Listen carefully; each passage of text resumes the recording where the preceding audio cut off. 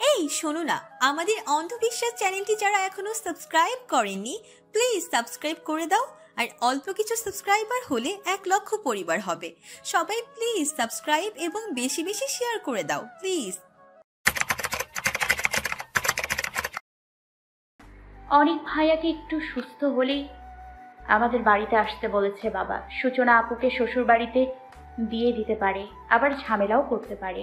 তাই সূচনা আপুর সিদ্ধান্ত চূড়ান্ত না হওয়া পর্যন্ত আমায় চুপ থাকতে হবে। এসব ভেবে লহরী রিপ্লাই দেয়নি অর্ণবকে। অর্ণব বেশ দুঃখ পেয়েছে। অর্ণব ভাবছে এত কষ্ট করে যাচ্ছি আর ম্যাডাম আমার সাথে ভাব নিচ্ছে। প্রণয়ের বাঁশি বেজেছে রিফাতের মনে। এ বাঁশির সুর বড়ই উতলা। এই সুরে রিফাত হয়েছে আজ মন ভোলা, ক্ষণ ভোলা, ধ্যান ভোলা, সব ভোলা। এই ভোলা মন হয়েছে কারণ, যত অকারণের। রিফাত তার সব দায়িত্ব ভুলে মজে আছে সৌরির প্রেমে। দাদার মৃত্যু হলেও ফোনে সৌরির সাথে ঠিকই যোগাযোগ রেখেছে রিফাত। রিফাত ইদানিং তুমি সম্বোধন করছে সৌরিকে। সৌরি আছে রাজশাহীর মেসেই। আজ রাতে সৌরি শুয়ে আছে লহরীর রুমে। এর মধ্যেই রিফাত কল দিয়েছে সৌরির ফোনে। ফোন রিসিভ করে সৌরি বলছে, হ্যালো প্রিয়তম। কি করছেন আমার প্রিয়দর্শনী? খেয়ে দিয়ে ঘুমের আয়োজন করছি।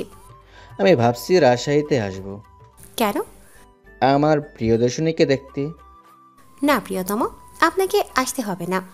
এই সপ্তাহে আমরাই বাড়ি আসি। অনেক ভাইয়া আসবে সূচনা আপুকে দেখতে। তাই আমি আর লহরী দুজনেই বাড়ি যাব। আমি বাড়ি গিয়েই আপনার সাথে দেখা করব। কষ্ট করে আপনার এখানে আসতে হবে না। ঠিক আছে, আমি চাতক পাখি হয়ে বসে থাকব তোমার অপেক্ষায়। আমিও পাগল হয়ে যাচ্ছি আমার প্রিয়তমকে দেখার জন্য। আচ্ছা, তোমার কোনো বান্ধবী নেই প্রিয়দর্শনী? 4-5 জন বান্ধবী আছে তো। তোমার ডাক্তার ভাইয়ের কোনো বন্ধু নেই? হ্যাঁ আছে তো। ভালো, তোমাদের সবারই তো অনেক বন্ধু বান্ধব আছে। আচ্ছা, তোমার ব্যাংকার ভাই নির্জনের কি কোনো বন্ধু নেই? আছে। সৌরির মন খারাপ হয়ে গেছে নির্ঝরের বন্ধু সম্পর্কিত প্রশ্ন শুনে। নির্ঝরের সবচেয়ে ঘনিষ্ঠ বন্ধু সুখিনী তো ছিল সৌরির প্রেমিক। রিফাত তো আর এসব জানে না। রিফাত আছে অন্য ধান্দায়। সে এবার সৌরিকে জিজ্ঞেস করছে, আচ্ছা, নির্জনের কয়েকজন ঘনিষ্ঠ বন্ধুর নাম বলে তো। সৌরির এবার মেজাজ আরও খারাপ হয়ে গেছে। কারণ নির্ঝরের বন্ধুর নাম বলতে গেলে তো প্রথমেই আসবে সুখিনের নাম। এই সুখিনের নাম সৌরি আর মুখেই আনতে চায় না। তাই সে এবার চরম মেজাজ দেখিয়ে রিফাতকে বলছে, আমাদের প্রেমের মাঝে নির্জন ভাইয়াকে টানছেন কেন? ঠিক আছে, আজ আর কাউকে টানবো না। প্রয়োজনে অন্য দিন টানবো। আজ শুধু আমরা প্রেম করব। এই তো লাইনে এসেছেন। তোমার প্রিয় রং কি প্রিয়দর্শনী? রংধনুর রং। তাহলে তো সব রঙই প্রিয়। এমন তো হতে পারে। আমার পছন্দ এমনই। আচ্ছা, তোমার প্রিয় পোশাক কি? পাঞ্জাবি আর লুঙ্গি। মারবো একটা বেয়াদব কোথাকার। এটা বলো, তোমার প্রিয় খাবার কি? মানুষের মাথা খাওয়া। আমার মাথায় খেয়েছো। হুম। তোমার হবে কি? আমার শখ হচ্ছে গুন্ডামি করা। পুলিশের গার্লফ্রেন্ড গুন্ডা হলে মন্দ হবে না। গুন্ডা পুলিশ জমবে ভালো। আমার পুলিশ বিয়াই তো দেখছি অনেক কিছু বোঝে। আচ্ছা প্রিয়তম, আপনি কতটুকু ভালোবাসেন আমায়? 1000 শিশির বিন্দু দিয়ে ভালোবাসা সিন্ধু তৈরি করেছি আমার হৃদয়ে। এ হৃদয় সিন্ধু জলে তোমায় আমি জলপরি করে রাখবো। দেখবেন জলপরি আবার যেন ভূত হয়ে না যায়। ভূত হয়ে গেলে তাবিজ কবজ করে পরি বানিয়ে রাখবো। তুমি কতটা ভালোবাসো আমায়? প্রিয়তম বিআই সাহেব, কিছুক্ষণ পরে এ ব্যাপারে কথা বলবো। আমার একটা কাজ করতে হবে, খুব দরকারি কাজ। ঠিক আছে, কাজ করো। লহরী এতক্ষণ এদের সব কথাই শুনেছে। অর্ণবের টেক্সট পেয়ে আজ লহরীর মেজাজও ফুরফুরে। সৌরি গেছে ওয়াশরুমে। লহরী বই পড়ায় মনোযোগ দিয়েছে। এর মধ্যে রিফাত আবার সৌরির নাম্বারে কল দিয়েছে। এবার সৌরির ফোন রিসিভ করেছে লহরী। ফোন রিসিভ করে লহরী চুপ করে আছে। ও পাশ থেকে রিফাত বলছে, হ্যালো প্রিয়দর্শনী, কাজ শেষ হলো তোমার? এই এত দরকারি কাজ ছিল তোমার? এবার তো লহরীর কথা বলতেই হবে। লহরী তাই রিফাতকে বলছে, ভাইয়া আমি লহরী। সৌরি তো একটু ছাদে। সুরি কোথায়? কাজ শেষ হয়েছে ওর? না ভাইয়া, কাজ শেষ হয়নি। সৌরি তো বাড়িওয়ালার ছেলের সাথে ছাদে আড্ডা দিচ্ছে। বাড়িওয়ালার ছেলের সাথে আড্ডা দিচ্ছে মানে? আসলে ভাইয়া বাড়িওয়ালা ছেলে শৌরিকে একটু পছন্দ করে তো। পছন্দ করে মানে? কী কাজ করে ওই বাড়িওয়ালার ছেলে? ওই একটা চ্যাংড়া পোলা, যোগ্যতায় আপনার ধারে কাছেও না। একজন এসিপিকে ওয়েটিংয়ে রেখে চ্যাংরা পোলার সাথে আড্ডা? আজকে ওর খবর আছে। হ্যাঁ ভাইয়া, ওর বিবিসি রয়টার্স খবর করে দেবেন। আপনি প্লিজ সুরিকে একটু বুঝাবেন, ও কিভাবে আমাকে বাদ দিয়ে অন্যর সাথে আড্ডা দিতে পারে। কত যে বোঝাই কিন্তু কোনো কাজ হয় না। ঠিক আছে, আমি রাখি। রিফাত রাগে ফোন রেখে দিয়েছে। শৌরি এবার ওয়াশরুম থেকে রুমে চলে এসেছে। এসেই রিফাতকে কল দিয়েছে। রিফাত ফোন রিসিভ করে বলছে, প্রতারক, দুরন্ত, হারামি। এসব কি বলছেন? এতক্ষণ কোথায় ছিলেন আপনি? সব পার্সোনাল কথা আপনাকে বলবো কেন? বলবেন কিভাবে? বাড়িওয়ালার ছেলের সাথে রাত বিরাতে ছাদে আড্ডা দিতে গেলে সেটা কি আর কাউকে বলা যায়? এসব কি বলছেন আপনি? লহরী এবার উঠে এসে শৌরিকে ধাক্কা দিয়ে বলছে, এই ঝগড়া করতে চাইলে তোর নিজের রুমে গিয়ে ঝগড়া করতো। আমি আবার একদমই ঝগড়া বিবাদ পছন্দ করি না। যা যা, আমার রুম থেকে বের হ, এক্ষুনি বের হয়ে যাবি তুই। ওইদিকে ফোনে রিফাত শৌরিকে বলে যাচ্ছে, লহরী না বললে নতুন প্রেমের ঘটনা তো আমি জানতামই না। শৌরি এবার ঘটনা বুঝতে পেরেছে। মোবাইল লহরীর কানে দিয়ে শৌরি বলছে, নে ফোন নে, তুই ঝামেলা বাঁধাইছস, এবার তুই নিজেই গালি শোন। আমার আর গালি শুনতে ইচ্ছে করে না। লহরী ফোন কানে দিয়ে শুনতে পায় রিফাত শৌরিকে বলে যাচ্ছে, বেঈমান, ডাইনি কোথাকার, যোগ্য ছেলে তার কাছে ভালো লাগে না। লহরী এবার একটু কাশি দিয়ে বলেছে, বিয়াই সাহেব, আমি লহরী। জি বলুন। আসলে আমাদের বাড়িওয়ালা 3 মেয়ে, কোনো ছেলেই নেই ওনার। শৌরি তখন ওয়াশরুমে গিয়েছিল। দূর মিয়া, দিলন তো ঝগড়া লাগিয়ে। আজ মাকে নিয়ে অর্ণব এসেছে চৌধুরীর বাড়িতে। এই শোকের দিনে বাবার বাড়ির লোকের সাথে দুঃখে সামিল হতে এসেছেন অর্ণবের মা। তাছাড়া অর্ণবের নানি নূরজাহান চৌধুরীরও এখন দিনকাল ভালো যাচ্ছে না। অর্ণব মাকে পৌঁছে দিয়ে নানা বাড়ি থেকে বের হয়ে যাচ্ছিল, কিন্তু এর মধ্যেই ঘটে যায় এক দুর্ঘটনা। অর্ণবকে দেখেই চৌধুরী বাড়িতে একজন জ্ঞান হারায়। অর্ণব এই ঘটনায় পুরোপুরি হতভম্ব হয়ে যায়। অর্ণবের মা নিজেও অবাক হয়ে যায়। আসলে জ্ঞান হারিয়েছে সুলতানা তানি। লতিফ চৌধুরীর মৃত্যুর পর অর্ণব নানা বাড়িতে এসেছিল। নানা জানাজায় অংশও নিয়েছিল, কিন্তু নানা বাড়িতে বেশিক্ষণ থাকতে পারেনি। অনেক বাসায় অসুস্থ থাকায় অর্ণব তখন বেশিক্ষণ থাকেনি। এরপরেও অর্ণব কয়েকবার নানা বাড়ি এসেছিল, কিন্তু তানি একরকম রুমবন্দি থাকায় তানির সাথে সেভাবে দেখা হয়নি অর্ণবের। ঘটনার পরে আজই প্রথম তানির সাথে দেখা হয়েছে, আর তানি অর্ণবকে দেখেই জ্ঞান হারিয়েছে। যাই হোক, তানির জ্ঞান ফিরেছে। অর্ণবও বাড়ি ফিরে যায়নি। অর্ণবের মা তানিকে জিজ্ঞেস করেছে, কি হয়েছিল তোমার? জ্ঞান হারিয়েছো কেন? তানি একবার অর্ণবের দিকে তাকিয়ে কিছু বোঝার চেষ্টা করে, এরপরে বলতে শুরু করে, যে রাতে পালাতে চেষ্টা করেছিলাম সেই রাতে পরিত্যক্ত ভবনের পেছনের অংশে চাঁদের আলো পড়েছিল। বাড়ির কেউ দেখে ফেলতে পারে ভেবে আমরা মোবাইলে লাইট অন না করেই যাচ্ছিলাম। চাঁদের আলোয় সব কিছু ভালোই দেখা যাচ্ছিল, কিন্তু ওই পরিত্যক্ত ভবনের পেছনে দিয়ে পালানোর সময় হঠাৎ গাছ থেকে একজন বিকট আওয়াজ করে লাফ দিয়ে পড়ে আমাদের সামনে চলে। তানি চুপ হয়ে যায়। মনে হচ্ছে ভয়ে গলা শুকিয়ে যাচ্ছে তানির। এর মধ্যে অর্ণব মুখ টিপে বলে ওঠে, আমাকে দেখেছিলেন নাকি? হ্যাঁ, চাঁদের আলোয় যতটুকু দেখেছিলাম তাতে অবিকল আপনার মতোই লেগেছিল, কিন্তু মুহূর্তেই রাগে ক্ষোভে পাহাড় সমান বড় হয়ে যায় সে পুরুষ লোক। মনে হচ্ছিল আমাকে হাতের মুঠোয় নিয়ে মেরে ফেলবে। আমার দিকে হাত বাড়িয়ে দিতে আমরা দুজন সেখানে জ্ঞান হারাই। এবার অর্ণবের মা মাহমুদা পারভিন বলছে, আমার চাচা মাহমুদ চৌধুরীর আত্মা প্রথমে ওই জমিদার ভবনে এবং ভবনের পিছনে গাছে আসতো। ওই গাছেই সুইসাইড করেছিল আমার চাচা। ওখানে বহু বছর ধরে রাতে কান্নার আওয়াজ শোনা যেত। আত্মা এসে কান্না করে আমাদেরকে প্রতিশোধ নিতে বলতো, কিন্তু বহু বছরেও যখন বাবা প্রতিশোধ নিতে পেরে উঠছিল না, তখন সে আত্মা আমাদের নিজেদের উপরেই খেপে যায়। আমার বাবার স্বপ্নেও আত্মা এসে বিরক্ত করত। ধারণা করা হয় সেই আত্মা প্রতিশোধের নেশায় এখন শয়তান, পিশাচ বা ভূতের মতো হিংস্র কিছু হয়ে গেছে। আমাদের এই নতুন বিল্ডিংটা বিভিন্ন রক্ষা কবচ দিয়ে ভূতের হাত থেকে নিরাপদ রাখা হয়েছে, কিন্তু ওই পুরনো বাড়ি ভূতের হাত থেকে রক্ষা করা সম্ভব হয়নি। এবার তানি বলে উঠছে, আমি আসলে জানতামই না যে এই বাড়িতে ভূত আছে।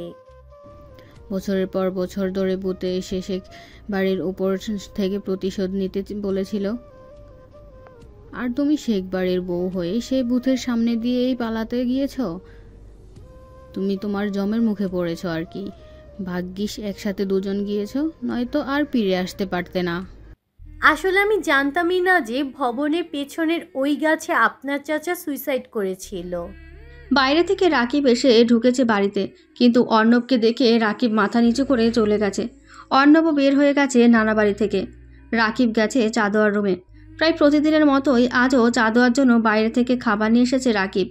খাবার হাতে নিয়ে চা দেওয়া রাকিবকে বলছে, ভাইয়া, আমি পছন্দ করি বলে তুমি প্রায় প্রতিদিনই আমার জন্য খাবার নিয়ে আসো, আর এসব খেয়েই আমি এভাবে মোটা হচ্ছি। আমাকে তো কেউ বিয়ে করতে চাইবে না। তোকে কেউ বিয়ে না করলে আমি খুশি হব। আমার বোন সারা জীবন আমার বাড়িতেই থাকবে। চুপ। ধুর, তুমি আমাকে বিয়ে দিয়ে দাও, আমি প্রয়োজনে জামাই নিয়ে তোমার বাড়িতে বসে থাকবো। জামাই বেটাকে এই বাড়িতে ঘর জামাই করে রাখবো। কর ফাজেল।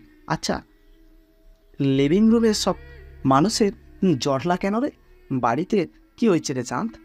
তোমার হবু বউ অর্ণব ভাইয়াকে দেখে ফিট খেয়েছিল। তাই নাকি? ডাক দিয়ে তো তানিকে, একটু কথা বলবো। চাঁদোয়া ডেকে নিয়ে এসেছে তানিকে। রাকিব চাঁদোয়াকে বলছে, চাঁদ, আজ তুই একটু বাইরে যা তো, আমি ওনার সাথে কিছু দরকারি কথা বলবো। ঠিক আছে। দরজা খোলা রেখেই চাঁদোয়া বাইরে চলে গেছে। রাকিব তানিকে জিজ্ঞেস করছে, শুনলাম অর্ণবকে দেখে ভয় পেয়েছেন নাকি? আসলে আমার দাদার চেহারা, যমজ দাদা মাহমুদ চৌধুরীর চেহারা, আমার ফুপুর চেহারা আর অর্ণবের চেহারা একই লুকে। যমজ দাদা মাহমুদ চৌধুরী যুবক বয়সে সুসাইড করেছিল। সে ভূত, আর অর্ণবের চেহারা দেখে আপনার মনেই হতে পারে যে আপনি অর্ণবকে দেখেছেন। আমি ভাবছি অর্ণবের বিয়ের পরে ওর বউয়ের কাছে মাঝে মাঝে ভূতটাকে পাঠিয়ে দেওয়ার ব্যবস্থা করব। বেচারি তার স্বামী ভেবে ভূতকে আদর করে দেবে। ভালো হবে না বলুন তো? হতে পারে। আপনার সাথে কিছু দরকারি কথা ছিল। বলুন। শুনেছি নির্ঝরের সাথে আপনার বউ বছরের সম্পর্ক ছিল। আমি এ ব্যাপারে বিস্তারিত জানতে চাচ্ছি। আমার ব্যাপারে আপনার এত জানার দরকার নেই। আপনার ব্যবহার ঠিক করুন, ভদ্রলোকের মতো করে কথা বলছি আপনার সাথে। ভদ্র হয়ে আমার সাথে কথা বলুন, বেশি বাড়াবাড়ি করবেন না, বলে দিচ্ছি। ঠিক আছে। নির্ঝরের বাবা ছিল আমার বাবার বন্ধু, কিন্তু আমি যখন ক্লাস 4-এ পড়ি তখন আমার বাবা মারা যান। আমার আপন কোনো চাচা ফুফু নেই। বাবার মৃত্যুর পর বাড়ির অন্যান্য ফ্যামিলির লোকেরা আমাদেরকে বাড়ি থেকে বের করে দিয়েছিল। আমরা নানার বাড়িতে 1 বছর ছিলাম। নির্ঝরের বাবা কারোর মাধ্যমে এই খবর পেয়েছিলেন। উনি তখন প্রথমবার চেয়ারম্যান হয়েছিলেন। উনি আমাদেরকে আবার ভিটে মাটিতে ফিরিয়ে এনেছিলেন। আমি ওনার ছেলে মানে নির্ঝরকে চিনতাম না। নির্ঝরের সাথে আমার দেখা হয় ইন্টারমিডিয়েট পড়তে গিয়ে। নির্ঝর আর আমি একই কলেজে ইন্টারমিডিয়েটে ভর্তি হয়েছিলাম। আমাদের প্রেম সেখান থেকেই শুরু। নির্ঝরদের জমিতে ছিল ওই কলেজটা। নির্ঝরের ছোট চাচা মানে সূচনার বাবা ওই কলেজ প্রতিষ্ঠা করেছিল, এবং সূচনার বাবা হচ্ছেন ওই কলেজের ইংরেজি শিক্ষক। নির্ঝরের চাচা নির্ঝরকে সাথে করে কলেজে নিয়ে আসতেন, আবার সাথে করেই কলেজ থেকে নিয়ে যেতেন।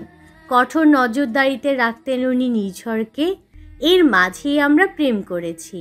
প্রেমটা ছিল মনের প্রেম, হৃদয়ের টান। এরপর নির্ঝর লন্ডনে চলে যায়। সেখান থেকেও নির্ঝর আমার সাথে যোগাযোগ করত। আমরা অডিও কলে কথা বলেছি, ভিডিও কলেও মাঝে মধ্যে কথা বলেছি। আমাদের মধ্যে কোনো নিষিদ্ধ সম্পর্ক ছিল না, কারণ আমাদের কথা আর ঝগড়াই শেষ হতো না। অন্য কিছু করার সময় কই। নির্ঝর ভীষণ রসিক কিন্তু স্পষ্টবাদী, আর আমি খুব ঝগড়াটে। তবে আমার সাথে নির্ঝর সব সময় হাসি খুশি থাকার চেষ্টা করত। বিদেশ থেকে নির্ঝর কয়েকবার দেশে এসেছিল। তখন নির্ঝর আমার সাথে দেখা করত, কিন্তু আমাদের মাঝে কখনো সেভাবে কোনো নিষিদ্ধ সম্পর্ক হয়নি। খুশি হলাম আপনার কথা শুনে। আমাকে বিয়ে করার জন্য মানসিকভাবে প্রস্তুতি নিন। আমি যাকে বিয়ে করেছি তার কাছেই ফিরে যেতে চাই, কখনোই আপনার মতো কাউকে বিয়ে করব না। আপনি জানেন নির্ঝরের মা চাইলেও বাবা আপনাকে ফিরিয়ে নিতে চায় না। সেখানে যাওয়ার আশা আপনি কেন করছেন? জানি নির্ঝরের বাবা আমায় নিতে চায় না, কিন্তু আমি চলে গেলে ফেলেও দেবে না। তবুও স্বামীকে রেখে আপনার মতো খারাপ লোকের বউ হয়ে আমি থাকবো না। আমি ভালো হওয়ার চেষ্টা করছি, যতটুকু ভালো হয়েছি ততটুকু নিয়ে সন্তুষ্ট থাকবেন। আস্তে আস্তে পুরোপুরি ভালো হয়ে যাব, আপনি আমায় সহ্য করবেন। আপনাকে কখনোই আমি বিয়ে করব না, সেই ক্ষেত্রে সাহায্য করার তো প্রশ্নই ওঠে না। শীঘ্রই আপনাকে দিয়ে নির্ঝরকে ডিভোর্স লেটার পাঠাচ্ছি। আমার দাদা মৃত্যুর পূর্বে আমায় বলে গিয়েছিল আমি যেন শীঘ্রই আপনাকে বিয়ে করে ফেলি। এখন খানদান রক্ষার জন্য আমাকে ভালো হয়ে যেতে বলে গিয়েছেন আমার দাদা আরও বলে গিয়েছেন আমার সামনের দিনগুলোতে নাকি অনেক বিপদ হবে। আমিও জানি আপনাকে নিয়ে আমার বিপদ হবে, তাই বিপদে পড়ার আগেই আপনাকে বিয়ে করে ফেলতে চাই। আপনার বোন চাঁদোয়ারের প্রতি আপনার দুর্বলতা দেখেছি, দাদার প্রতিও আপনাকে সহনশীল হতে দেখেছি। এছাড়া বাকি কোনো ব্যাপারেই আপনাকে আমার মানুষ মনে হয়নি। আমি এক ভদ্রবেশী বকাটে। জীবনে আমি সব কিছুতেই শুধু জোর করেছি। আমার জীবনে এক ব্ল্যাক চ্যাপ্টারও আছে। এসব নিয়ে আপনি কখনো আমায় খোঁটা দেবেন না। আমি নিজেই নিজেকে পরিবর্তন করার চেষ্টা করছি। একটু সময় লাগবে এবং আপনার মতো একজন সঙ্গী লাগবে। রাকিব রুম থেকে বের হয়ে চলে যাচ্ছিল। তানি পেছন দিয়ে ডাক দিয়ে বলেছে, শুনুন মিস্টার রাকিব, আপনি বলেছেন যে নির্ঝরের মা আমায় নিতে চায়, কিন্তু বাবা নিতে চায় না। নির্ঝরের বাবা রাজনীতি করে, ওনার মনের কথা অনেকেই বুঝতে পারে, কিন্তু নির্ঝরের মায়ের খবর আপনি জানলেন কিভাবে? আমায় কয়েকবার কল দিয়েছিলে। ভুল করেও ওনার সাথে কোনো ধরনের যোগাযোগ করবেন না, উনি খুব স্বার্থপর, আপনাকে বিরাট বিপদে ফেলে দেবে। নানাবাড়ি থেকে বাসায় চলে এসেছে অর্ণব এবং তার মা। অনিকও ওইখানেই আছে। অর্ণব মাকে বলছে, তোমার সাথে কিছু জরুরি কথা ছিল মা। মা জিজ্ঞেস করছে, কি কথা? আজ রাকিবের বিরুদ্ধে অনেক হত্যা চেষ্টা মামলা দিয়েছি। কি বললি তুই অর্ণব? তুমি ঠিকই শুনেছ মা। অর্ণব, এক থালায় তোকে আর রাকিবকে আমি ভাত খাইয়েছি, তোর সাথে রাকিবকেও আমি নিজের বুকের দুধ খাইয়েছি। এমন কেন করছিস বাপ? এভাবে মারামারি করতে বলেছি আমি তোদেরকে? মারামারি রাকিব করেছে, আমরা করিনি। দুধ খাইয়ে তুমি কালসাপ পুষেছ মা। রাকিবকে মামলা দিয়েছিস, বহু বছরের জেল হতে পারে রাকিবের। এই যৌবন বয়সে জেল হলে বিয়ে, সন্তান জন্মদান সব কিছুতেই পিছিয়ে যাবে রাকিব। অনেককে কুপিয়েছে রাকিব, কিন্তু অনেক তো মারা যায়নি। শেখদের কারণে চৌধুরী বংশের 4 জন মারা গিয়েছিল, কই তাদের বিচার তো করিসনি। তবে আজ কেন রাকিবের পিছনে পড়েছিস? শেখদের হয়ে ধ্বংস করতে চাস চৌধুরী পরিবারকে? শেখদের ফ্যামিলিতে যে দোষী ছিল সে মরে গেছে, কিন্তু তোমার রাকিব তো জীবিত আছে, শাস্তি ওকে পেতেই হবে। যদি রাকিবের এই যৌবনের সাজা হয় তাহলে তো জেলই পচবে রাকিব। আর যদি তোদের মামলার কারণে চৌধুরী বাড়িতে রাকিবের নতুন প্রজন্ম না আসে, তবে শেখ বাড়ি থেকে তোদের বউ আর প্রেমিকাকে আমি আমার ঘরে কখনোই ঠাঁই দিব না। কি বলছো মা তুমি এসব? অনেকের বউ তো প্রেগনেন্ট। আমি জানি সূচনা প্রেগনেন্ট, কিন্তু শেখদের কারণে আমার নিজের চৌধুরী বংশ ধ্বংস হয়েছিল। আজ আবার শেখদের মেয়েদের ভালোবাসায় পড়ে তোরা চৌধুরী বংশ ধ্বংসের খেলায় মেতে উঠেছিস। যদি তোদের মামলার কারণে চৌধুরী বংশ ও রাকিবের নতুন প্রজন্ম থেকে বঞ্চিত হয়, তবে অনেকের অনাগত সন্তানও আমি চাই না। মা, আমরা অনেক হত্যা চেষ্টা মামলা দিয়েছি, শেখদের পক্ষে তো এখনো কিছু করিনি। তোদেরও দোষ আছে, তোরা আগে রাকিবের হবু বউ তুলে এনেছিস, তাই এভাবে কোপ খেয়েছিস। এ মামলায় তোরা তুলে ফেলবি। আমার বাবা চৌধুরী বংশ বড় করতে অনেক চেষ্টা করেছিল। আজ রাকিবকে জেলে পৌঁছিয়ে আমার চৌধুরী বংশ যদি ছোট হয়ে যায়, তবে তোদেরকে সন্তান হিসেবে আমি মেনে নিব না। তোদের বউ অনাগত সন্তানকেও মেনে নিব না। রাকিব ভুল করেছে, ক্ষমাও চেয়েছে। ওর বিয়ের বয়স চলে যাচ্ছে। তোদের কারণে আমার ভাইয়ের ছেলেকে যদি জেলে পৌঁছতে হয় তবে আমি আত্মহত্যা করব। ভাইয়া, আমি তো বাবা হতে যাচ্ছি, আর মা নিজেও কি সব বলছে। কি করবে এখন তুমি? মামলা তুলে ফেলবো। তুলে ফেলছিস? শোনো মা, আজ তুমি রাকিবকে বাঁচিয়ে দিচ্ছ। আগামীকালই রাকিব তোমার ক্ষতি করতে পারে। আমি চাই রাকিব তোমার ক্ষতি করুক, তাহলে তোমার উচিত শিক্ষা হবে। গতকাল রাতে লহরী আর সৌরী বাড়ি ফিরে এসেছে। সূচনাকেও শ্বশুরবাড়িতে নিয়ে যেতে পারে অনেক। সূচনার সাথে আরও কয়েকটা দিন কাটাতে চায় ওরা দুজন। তাই 2-3 দিন আগেই লহরী সৌরী বাড়ি চলে এসেছে। আজ সকাল থেকে হঠাৎ করেই সৌরীকে পাওয়া যাচ্ছে না। সবাই খুঁজে যাচ্ছে সৌরীকে, কিন্তু কোথাও নেই সৌরী। লহরী এসে আস্তে করে চেয়ারম্যান শেখকে বলছে, চাচা ওই শৌখিন না শৌরীকে তুলে নিয়ে গেছে। এটা কিন্তু কারোর কাছে বলা যাবে না, তাহলে আবার আমাদের মান সম্মান যাবে। সবাই বলবে শেখ বাড়ি থেকে মানুষের বউ নিয়ে যায়, মেয়ে নিয়ে যায়। শেখ বাড়ির সব কিছুই সস্তা। আপনি এক কাজ করেন, শৌখিনরে ধরে এনে বড় করে একটা মাইর দেন, তাহলে জানতে পারবেন শৌরী কোথায়, আর ওকে ফিরিয়ে আনতেও পারবেন। যেই কথা সেই কাজ। লহরী চাচা চেয়ারম্যান শেখ কিছুক্ষণের মধ্যেই তার একান্ত অনুগত লোক শৌখিনকে ধরে নিয়ে আসে এবং সৌরী কোথায় সেটা জানতে চেয়ে ইচ্ছে মতো মার দেয়। বেচারা শৌখিন সৌরী সম্পর্কে কিছুই বলতে পারে না, শুধু শুধু ইচ্ছে মতো মার খেয়ে চলে যায়। কিছুক্ষণ পরে বান্ধবীর বাড়ি থেকে সৌরী শেখ বাড়িতে ফিরে আসে। সৌরীকে দেখে বাড়ির সবাই জিজ্ঞেস করে, কিরে, তোকে না শৌখিন তুলে নিয়ে গিয়েছিল? তুই আসলি কোথা থেকে? সৌরী অবাকের সুরে বলেছে, মানে আমি তো লহরীর কাছে বলে সকালে আমার। লহরী এসে সৌরীকে থামিয়ে দিয়ে সবাইকে বলছে, আসলে সকালে সবাই এদিক সেদিক থাকায় শৌরী আমার কাছে বলে ওর বান্ধবীর বাড়ি গিয়েছিল। যাওয়ার আগে আমি গোপনে ওর মোবাইল সাইলেন্ট করে দিয়েছিলাম, যেন কেউ কল দিলেও ও রিসিভ করতে না পারে। কিছুদিন আগে সুখিনের মতো একটা বাউন্ডল ছেলে শেখ বাড়ির মেয়ে শৌরীর সাথে প্রতারণা করেছিল, তাই আমি মিথ্যে বলে আজ সুখিনকে একটা মাইর খাইয়েছি। জাস্ট একটা শিক্ষা দিলাম আর কি। বিকেলে রিফাত চৌধুরী সৌরীকে ফোন দিয়েছে। সে দেখা করতে চায় সৌরীর সাথে। রিফাতকে সৌরী শেখ বাড়িতে আসতে বলে দিয়েছে, কারণ নির্ঝরের মা গেছে বাপের বাড়ি। সৌরীর মা আর লহরীর মা দুজন মিলে সূচনাকে হসপিটালে নিয়ে গেছে। প্রেগনেন্সির জন্য ডাক্তার দেখাতে হবে সূচনাকে। লহরীর বাবা ঢাকায় আছেন, সৌরভ আছে চেম্বারে। নিঝর আর নিঝরের বাবা অনেক রাত করে বাড়ি ফেরে। লহরীর দাদির সাথে বাড়িতে লহরী আর সৌরী আছে। সৌরীর কথায় রিফাত চৌধুরী শেখ বাড়িতে এসেছে। সন্ধ্যার পরেই এসেছে রিফাত। সৌরী হালকা জলখাবার দিয়েছে রিফাতকে, এরপরে ছাদে নিয়ে গেছে রিফাতকে। পুরো ছাদে মাত্র একটি লাইট সেট করা আছে। ছাদে অনেকগুলো কাঁঠাল এবং আম পেড়ে রাখা হয়েছে। সৌরী হাঁটতে হাঁটতে সব ফলের পাশে নিয়ে গেছে রিফাতকে। সেখানে দাঁড়িয়েই কথা বলছে রিফাতের সাথে। সৌরী রিফাতকে জিজ্ঞেস করছে, শেখ বাড়ি কেমন লাগছে প্রিয়তম? আমার প্রিয়দর্শিনীর বাড়িটাও প্রিয়দর্শিনীর মতোই সুন্দর। ছাদ থেকে উঠোন দেখিয়ে সৌরী রিফাতকে বলছে, জানেন, এই উঠানে আমি ফুটবল, ক্রিকেট, ব্যাডমিন্টন সব খেলেছি। আমি সাইকেল চালাতে জানি, বাইক চালাতে, গাড়ি চালাতেও জানি আমি। তাই নাকি? খুব কোয়ালিটিফাই তো তুমি। আমাদের বিয়ের পরে আপনাকে বাইকের পেছনে বসিয়ে আমি বাইক চালাবো। ছাদ থেকে নিচের পুকুর দেখিয়ে সৌরী রিফাতকে বলছে, এই যে বাড়ির পুকুরটা দেখছেন না, এই পুকুরে আমি সব সময় সাঁতার কেটেছি। ভালো সাঁতার শিখেছ। আমাদের বিয়ের পরে আমরা একসাথে সাঁতারের পাল্লা দেব।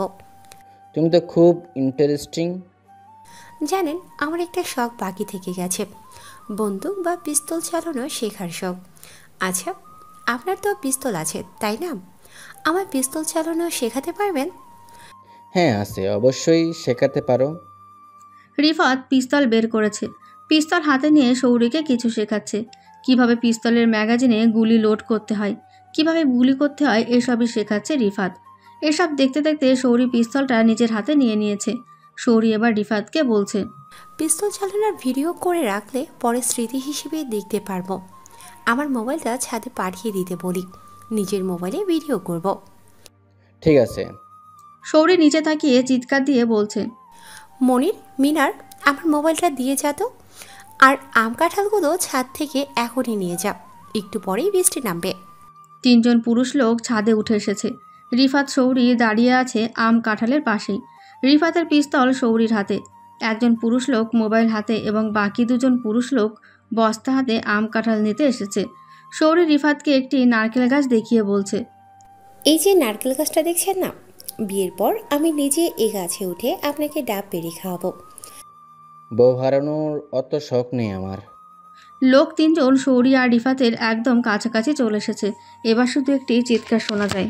নিয়মিত ভালোবাসার গল্প শুনতে এবং পড়তে আমাদের অন্ধবিশ্বাস চ্যানেলটি সাবস্ক্রাইব করে পাশে থাকা বেল আইকনটি ক্লিক করুন। ধন্যবাদ সবাইকে।